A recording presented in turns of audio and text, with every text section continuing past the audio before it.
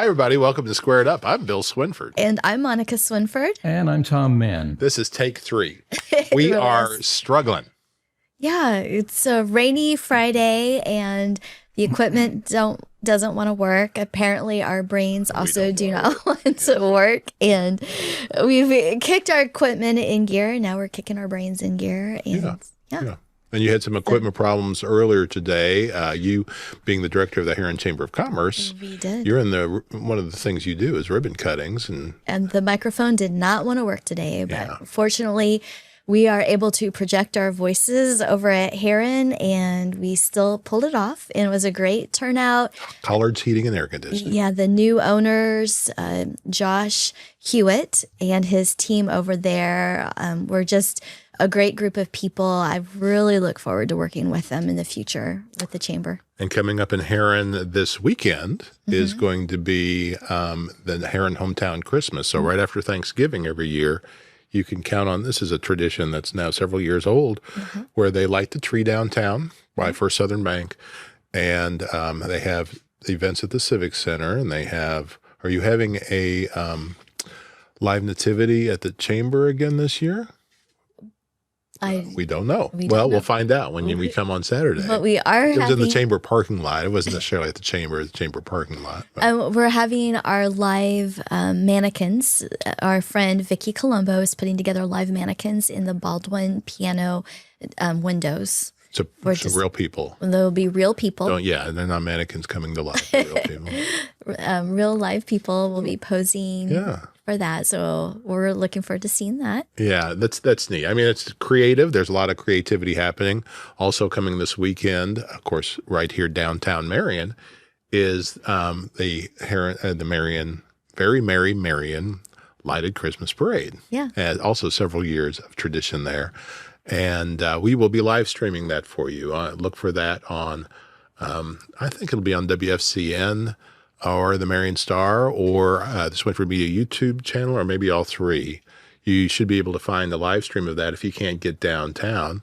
We keep checking the weather forecast to see if it's going to be moderate. It's going to be more moderate, I think, than it's been last year. Yeah, last year was pretty cold. The year before was even colder. Yeah. But we'll be on the big stage right in the center of the square, right there in our front yard, helping broadcast that parade. So check that out and tune in with us for that. Okay, I got to own up to something. I think you do. I would say you do need to own up to one thing. Yeah. Well, I need to own up to several things. This may or may not be the one you're talking about. We'll get to that one soon. But so we had our last podcast went up. Yeah. And Tom Mann, in the course of the podcast, was talking about mullets and old hairstyles, and because you were making fun of my hair, which is not nice, but you were doing it anyway. And Tom started talking about, the way we all used to look. And then Tom, was referencing things. And I said, hey, we need to see pictures of Tom. And Tom, who does the first edit on our podcast, the video version, he put some old pictures of himself, some crazy pictures. If and you have not, I bore all. I did. I mean, almost put himself almost out too there. much. Short shorts, and I had to demonstrate I actually had a six-pack back in the day. Yeah. Well, if you got it, flaunt it, or if you had it, flaunt it in this case. But he showed off some crazy pictures. If you haven't seen this, go and check it out. And then at some point, I was supposed to post an old picture of myself with a mullet or something close to it. And do you have a mullet? Well, we had this discussion on the last podcast. I kind of did. I didn't know that I did, but looking back, I kind of did. I liked my hair longer, but I couldn't get too long because my dad wasn't having it. So I had it as long as I could. And then we were talking about 80s hair and curly hairstyles and things. And I promised to put up a picture of Monica from her teenage years, and I forgot to put both of them on the podcast. So if you're watching the podcast on YouTube, let's show them right now. Tom's bad pictures and none of ours. We're sorry. Here's Monica. She's cute as usual. Here's Bill. Well, Bill was younger. Also, honestly, cute. my 80s pictures are pretty terrifying. I really believe. You're quite lovely.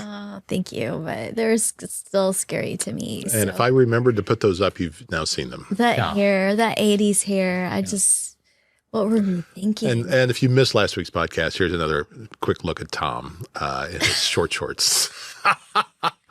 Yeah, proud of those. Okay, Proud of so those. there we go. Can't wear them anymore. Yeah. I wouldn't want to. Hey, we brought a copy of this past week's Marion Star, still on newsstands as you are watching this probably, with a couple of the stories off the front page. We want to give congratulations, like speaking of things downtown. Marion Carnegie Library is an underrated, not talked about enough gem and treasure for Marion. It has been for decades and decades and centuries. Not centuries, but more than more than one. And they have had a great director who is stepping down. Loretta Broomfield is retiring, and she has just retired. And our friend Shelley Hudspeth, who's been the children's coordinator there, and does a great job playing Grinch every Christmas. And so many other things. She's now going to be the library director. I'm thrilled about that, and congratulations to both of them. I was going to point out these pictures of the Northern Lights we have on the front page.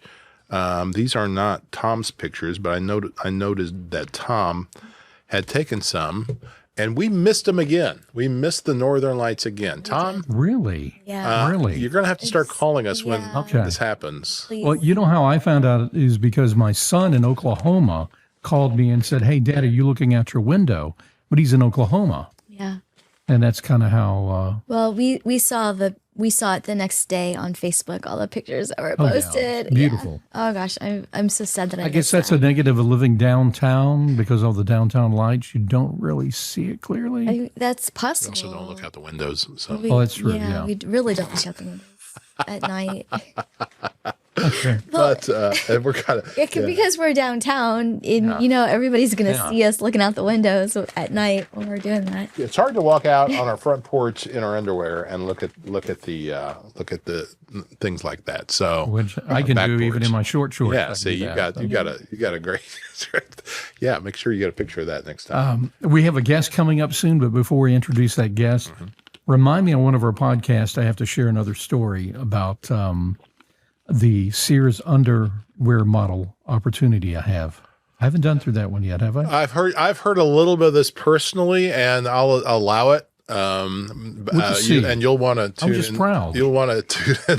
You'll want to tune in for this. Do you have any we- pictures that go with that story? No. that's Should a we go shame. into this now? No, we'll save No, this this is one. the teaser. This is a teaser. teaser. This is reason to tune in again. Last This is after podcast. Thanksgiving. Last I've given them podcast, enough. I A told you reason to not tune in. maybe. Could be. Yeah. Last podcast, I told you there'd be a big announcement coming up, and that's true. There is a big announcement coming up, but not on this podcast. So just stick around for that. However, something that is big that is coming is the new Thrill House at the Oasis Mall. Of course, if you've been paying attention, you know that the former Marion Mall, Illinois Center Mall, is now the Oasis Mall. It's reopening with some great new stuff in there and stuff you should be already checking out. But the big piece that we're excited to see come next is the Thrill House. This Friday, the day after Thanksgiving, Black Friday, some call it. I've never experienced Black Friday shopping, by the way. Have you? Yeah. Yeah. Yeah, I experienced it on both ends. I've as a retail worker of course. and also as a person going shopping. So yeah. actually, yeah, we just were talking about that today too. The pre-COVID Black Friday experience was a lot different than the post-COVID experience. The worst experience I ever had was when I guess I was working for one of the TV stations here, and they had to have somebody to go down to run a camera at Yeah. 5 a.m. or something. Oh, of and they let them all in the doors of the now big Oasis Center. They came in the mall. I stood in the center laying there. I thought I was going to be just Trampled. trampled to death. Yeah. It's like they open Yeah. the doors and a sea of people just start storming in, and they're looking for deals. That's just part of the experience. They would just Yeah. want to be part of that mob. I always stayed away from As that a stuff. retail worker, I was like shrinking, like I'm gonna hide under here, and my manager was like, "Nope, get out there." And I'm a morning hide. person. I could have done it. I've just never done it. And I'm glad that I've never done it. But here's something fun you can do on this Black Friday. You can go by the Oasis Mall and get a quick sneak peek of the Thrill House. You'll want to check this out because there's a go-kart track in there that when you walk in the door, it's kind of going over your head. And there's other elements that are already all but done, other things that are still being in creation. And on page 2 of our most recent copies of our papers, we've been giving you a little preview of some of the elements, such as axe throwing, indoor miniature golf, a special kind of miniature golf, a great new virtual reality experience, real 12-lane bowling alley that's kind of hard to even explain. It's so cutting edge. And then we're going to go in there and shoot laser tag real soon and show you that. Some of these things are ready to go. A few of the things like the go-kart track and the 2-story restaurant they're putting in the middle, and all of these things are need a little bit more time, but they're still hopeful that around the holidays or maybe just after the holidays, we'll get to see Thrill House open up. And when you go, I think you'll probably get opportunities maybe to win free passes so that when it opens up, you can be one of the first ones to enjoy it. So, and of course, Black Diamond Harley-Davidson itself is moving into the Oasis Mall to go along with the Oasis Motorsports business that's already in there, the home store that's coming in, all kinds of reasons to go check it out and let them show you what's there now and what's to come. Okay, I'm looking forward to it. Can't wait to get on that go-kart and race you. Oh yeah, okay, yeah, that will be fun. Yeah, let's do. I haven't done that in a long time. Let's do that. Laser tag is my thing. It is. Yeah, it's your thing. It's not my thing. Yeah. It's been a long time since I've played laser tag. Yeah. Okay, well, you're both invited to come when we shoot this video. That's going to be coming up. I come to find out I have an inner assassin that comes out. Oh, I knew that already. Yeah, I've seen that. I just haven't seen you play laser tag. Hey, so, but before we get to Black Friday, of course, we got Thanksgiving, and so many of us have a chance to get together with family, and some large families, some small gatherings, some large. And of course, there are others that like to get together with community friends and have an opportunity to share Thanksgiving in a community setting. And we see that happen. We've seen that happen in Heron for a long time with their community Thanksgiving dinner. But for the last 4 years, we've had an opportunity to do that in Marion, thanks to the efforts of Derek Wall. We're going to bring him on now and find out his motivation for working so hard on this and making this happen, and thank him for doing that. And so as he's joining us on the set, thank you, Derek, for joining us. Yes, sir. Thanks for having me. Well, it's a pleasure to have you on because I've gotten to talk to you before and talk about this effort and seen a little bit of or heard a little bit about the work you've put into it and this creation you've experienced. And you're in your 4th year. You've said? Yes, this will be the 4th year. Okay, so obviously the first question is, I mean, you're coming in. Not with, the first year. What motivated you to get something like this going? Well, the good Lord, first of all, which I turned my life over to Him 5 years ago.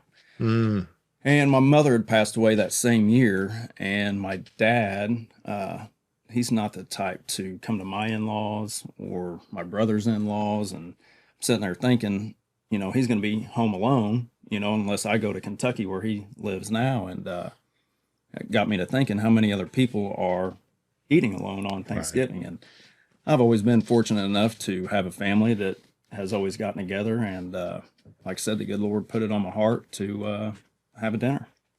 And I called a lady, and we got together, and she helped me get it figured out. But this is not me at all. I'm not that type of person to do that kind of thing. Yeah, well, and obviously there was gratitude that came out of your salvation experience. There was gratitude out of your desire to serve the Lord, but you also had all this empathy for those that were going through this alone. So that kind of makes you that guy. And yet so many of us feel those kind of promptings, and then they look at the volume of what that would be to pull that off, and it kind of scares us off a little bit. Well, and that's the thing why I say that's not me doing that. I got to give all the credit to the Lord, because I would probably in the past have had some kind of, thoughts to do something, but just never would follow through with it. And He told me to follow through with it, so I did. And it's grown every year, and I've had awesome volunteers and all kinds of people reach out to help, and it's made it pretty easy, really, to have the help from the community step in and with donations and just the help itself to put all this together. So this is at the Knights of Columbus Hall. They're off of Russell Street, and that's where it's been all Yes, sir. 4 years. Yeah. And so you found your venue that you wanted to do. How long did that first year? How long did you give yourself to prepare for it? Not very long. Not very long at all. Actually, it was Beverly Stewart, A Taste of Bev. Oh yeah, Bev, yeah. We know Beverly. Yeah, she's the one I called because I knew her, and then I thought, who can I help cook all this food, and then I wasn't even sure how many people we were going to prepare for, and she got all that together, and she was a blessing to help get me started with all that. Oh, that's great. I mean, we just had a chamber luncheon this week that Bev She's the caterer at the Heron Chamber. Yeah, she does an amazing job. Rolled out so much food. That was a gorgeous spread. Yeah. That was good. I enjoyed that. 6 soup options. 6. And a potato bar and salad bar and different corn muffins, even a pumpkin corn muffin for the season. Wow. Yeah, it was amazing. Yeah, such talent, and to have people that have the desire. Had you done yourself? Were you a cook? Had you done much of that? That's what I'm saying. None of this is me at all. Like I've done lawn care and landscaping my whole life, you know, and now.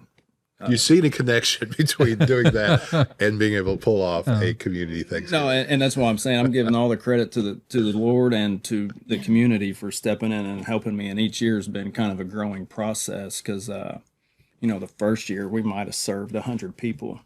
Last year it was over 300. Wow. And what I love about your story too, your testimony is just how God honors obedience. Like when we give Him thanks and we step out and we do something, even though it's out of our comfort zone, like this is not on your radar of skill sets at all, but you still said yes. Yeah. It would have been easy to make an excuse and be like, this isn't for me. I'm not built for this, but you didn't. Yeah. And God provided. He provided all of your resources. He provided the help. He provided the food, and it's just growing exponentially. For sure. So really, the message is do it. Even if if people out there have something on their heart that they think they're not the ones to do it, guess what? They are. Yes. Right? Yes, for sure. And it's amazing I never even had to ask for donations. Didn't really even want donations. I just wanted for people to be able to come in and have some fellowship,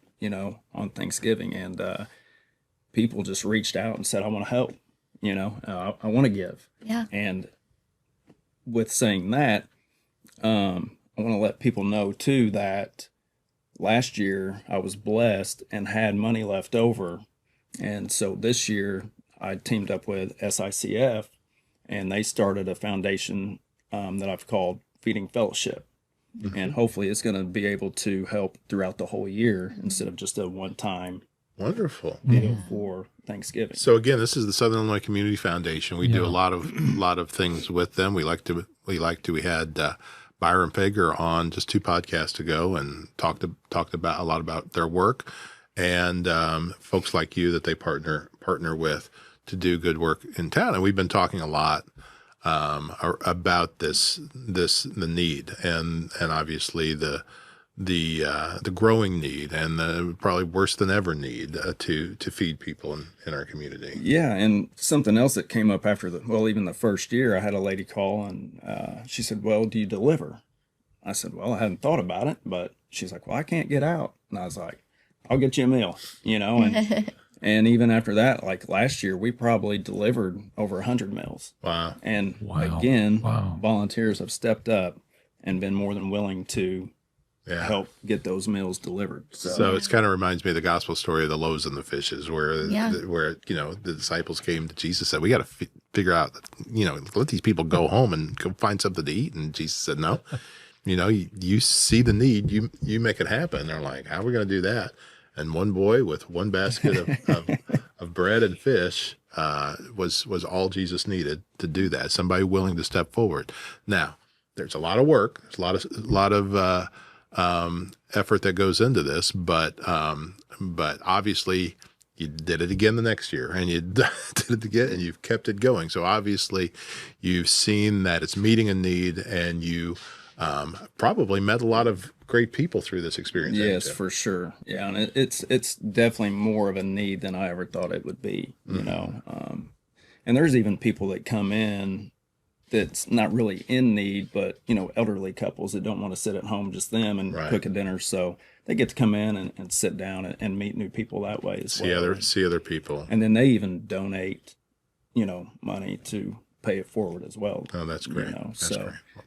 That's community at its finest, where people are coming together and not being isolated. It's so easy to be isolated in this day and time, and for some folks, it takes just about as much of an effort to get out of the house and go out and be around people as some things that are tough for us to do, and yet it's so important that they do that. I think of a friend of mine that I know that he's kind of like got himself situated in this day and age. You can situate yourself to be at home and never get out and never be around people. And at Thanksgiving, especially, there's just, a real importance that you be around folks. If you can be with the folks that you love, wonderful. If you can't be with them, go out and find some new folks, some new friends, some new family, and being around people that are pulling off something like a Thanksgiving dinner, whether it's in Marion or the volunteers that do this in other communities. These got to be some of the best people that there are. For sure. Yeah. And I guess this time you're getting ready for what's coming up next year. Now with the help of Community Foundation here in Southern Illinois, that gets you going for the following year too. So yeah, what's that? So what's the new organization called? It's going to be called Feeding Fellowship. Feeding Fellowship. Yeah.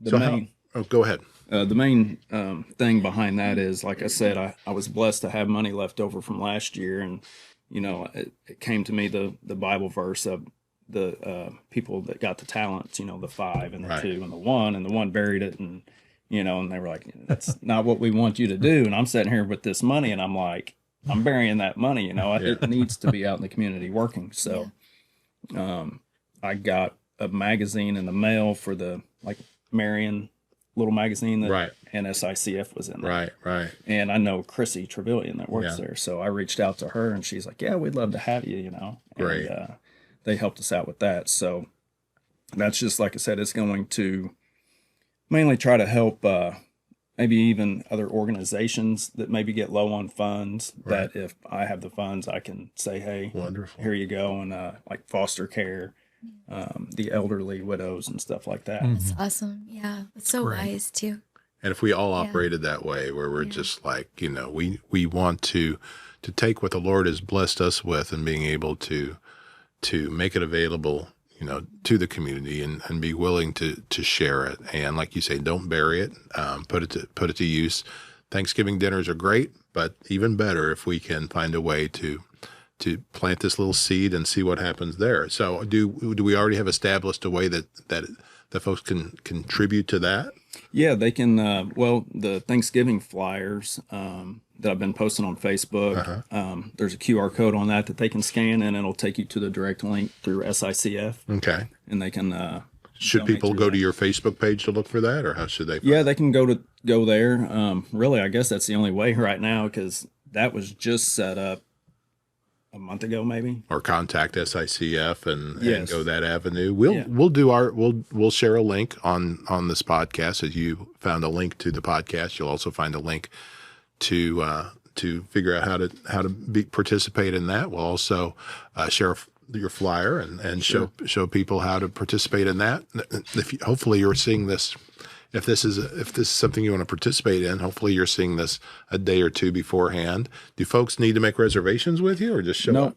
If they do want a delivery, I would say, reach out as soon as possible so we can make sure that those meals do get delivered. And then the rest of it is just first come, first serve. Okay. And this year we have bought enough food to feed 400. So Wow. we want to be able to get rid of all that. From food. 100 to 400 in 4 years. Yeah. This thing's going on at the 10-year mark. You're gonna need a new venue, I think. Yeah. And he's going to be participating in the Southern Illinois, the SICF Days of Giving. Right.